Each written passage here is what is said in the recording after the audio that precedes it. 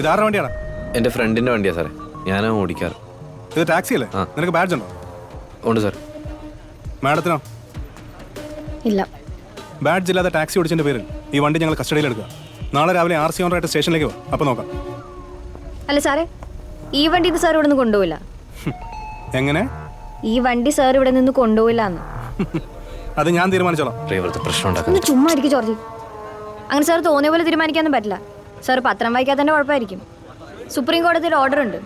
2017 July തൊട്ട് light motor vehicles, അതായത് ഇതുപോലുള്ള വണ്ടികൾ ഓടിക്കാൻ ടാക്സി ബാഡ്ജിൻ്റെ ആവശ്യമില്ല. നോർമൽ ലൈസൻസ് മതി. അതെനിക്കുണ്ട്.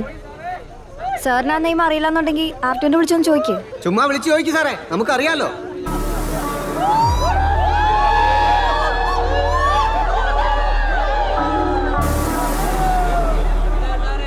സാർ വിട്ടേക്ക് സാർ, പുലിവാലാകും.